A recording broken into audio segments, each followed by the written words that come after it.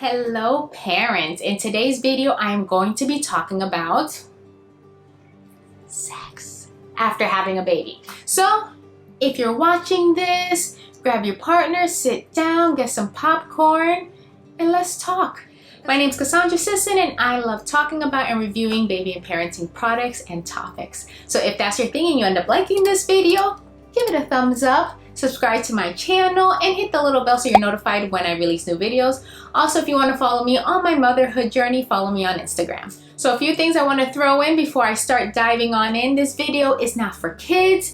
This video is intended for couples who just had a baby and are looking to get back into the groove and are curious what they are going to expect. See, what I'm talking about in this video is what you can expect when it comes to healing, not just physically, but mentally, emotionally, and what both sides of the spectrum, husband and wife, might feel when jumping back into this very important and sacred thing between you two.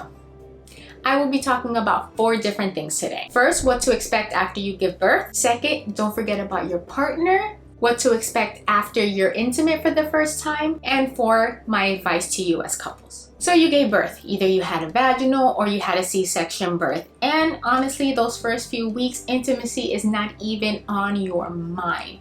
Your body is going through so many changes. It's trying to heal. The hormones are raging everywhere. So you pretty much feel like a hot mess. You look in the mirror, you're probably not even feeling yourself. You're just like, who is this? Looking back, everything looks and feels different. So those first few weeks, I highly advise, don't even think about it. Just focus on you, your husband, and building a new bond with that baby. But after your 6-week postpartum, we all know that 6-week marks, most of the time the doctors are going to give you the green light, letting you know that you are healed.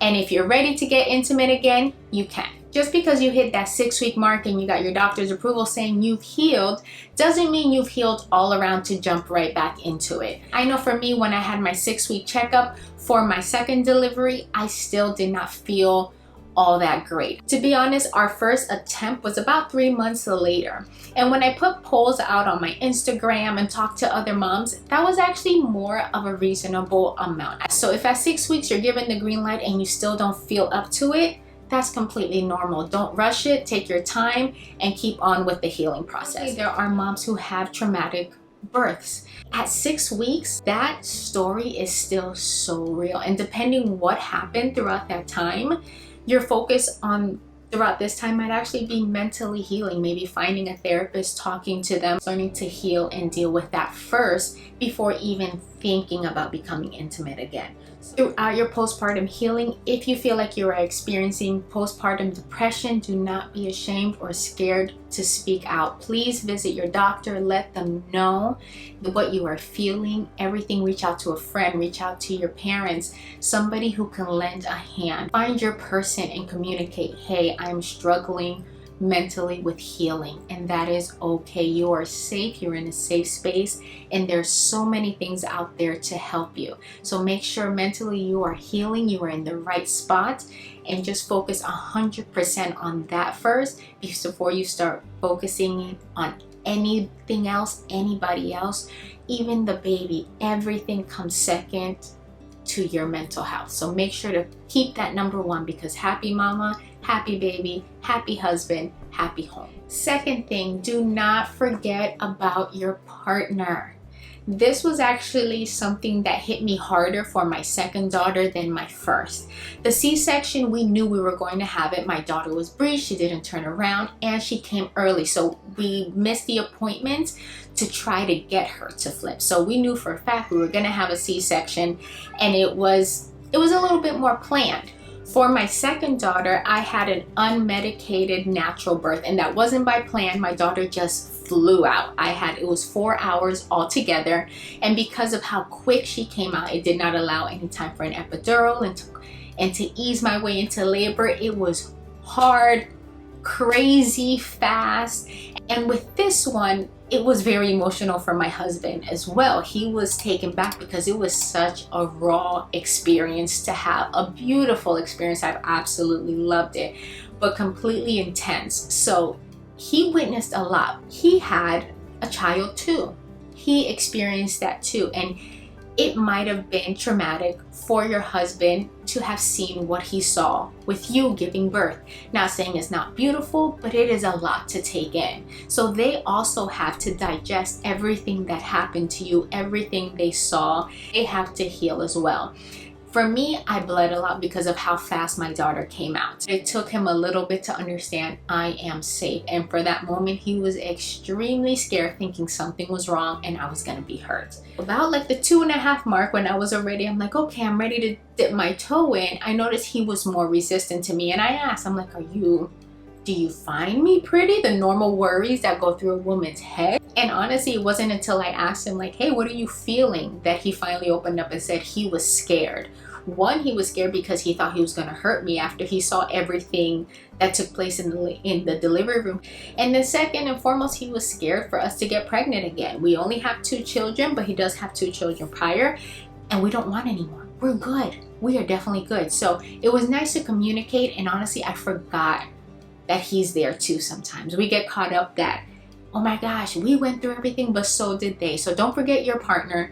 Don't forget to ask, hey, how are you feeling? What is your opinions? What are your worries? Are you scared about anything? What are your expectations? So that you guys can move forward together instead of one feeling one way, the other feeling another, and then there might be something might have a disconnection with you too. 3, what to expect after you finally decide to become intimate. I know that is completely normal because it happened to me too, to not want to do anything, to completely have your libido, just everything, and just not be in the mood to do anything. It's normal. A lot of us are so consumed with healing. The baby, who knows, for us this was baby number 2. And then also it is normal for it to be painful, but it shouldn't. So in this case, lube is going to be your best friend. Just know that. Have a fun party with it. If you are breastfeeding, this is extremely normal from what I've learned, that your body is not going to make the same lubrication that it did because of the hormones you're producing while breastfeeding. If you're formula feeding, your body might kind of go in the flow a little bit more, but if you're breastfeeding, you definitely want to use some kind of lube. So don't be ashamed by it. Make it fun. Go to a store with your partner. There's different kinds, different colors, different flavors, different everything. There's water-based and oil-based. So if you're breastfeeding, they recommend doing a water-based. But if you're not breastfeeding and you're using condoms or any form of different contraceptives, then you can use an oil-based. But again, I'm not a doctor. Check with that first, but those are things that I've researched. You might be nervous. I don't know, for my second time, I felt like it was like the first time. I was just like, this is a little scary. So just make sure to communicate. I did that with him, and throughout the process, communicate as well. That first time, do not expect to be like old times. It's probably gonna be extremely just different. Just a very different experience. Go slowly and communicate. Communicate what you're feeling. If it hurts, stop. There's other different forms of intimacy. It doesn't have to be having sex. It can be just laying together, holding hands, kissing, playing around. It doesn't actually have to be full-on sex. So if you try and it still hurts and you're just not ready, or maybe you're just not in the mood, maybe building that back up with games and stuff like that might be your grounds before actually going back into the full-blown thing. So my advice, take your time. This is not a race. Again, just because they gave you the 6-week go ahead doesn't mean you have the green light everywhere else. Just know, communicate that with your husband. Don't feel the pressure of the 6-week mark saying, I have to, my husband has been forever, but it needs. No, and this is the time you're going to learn that marriage is a lot more than just sex. And all those TV shows, let's be real, no one is doing it every single day. No one is. And this chapter of your life is going to show you that. So if quite a bit of time goes on in between, just don't let your connection as a married couple fade. Sex might have to take a back burner, but intimacy can still be there, whether it's do you guys bonding when you talk, whether it's just laying down and watching a show together, whether it's holding hands in the car. Don't lose each other as a couple. It's not a race. Build that back up. And even when you do build it back up, it might look different. Your body went through a lot, it changed, and sometimes it might change permanently and things won't feel or be the same as before. So learn the new dynamic, adapt to it, accept it, and learn how to make it fun again.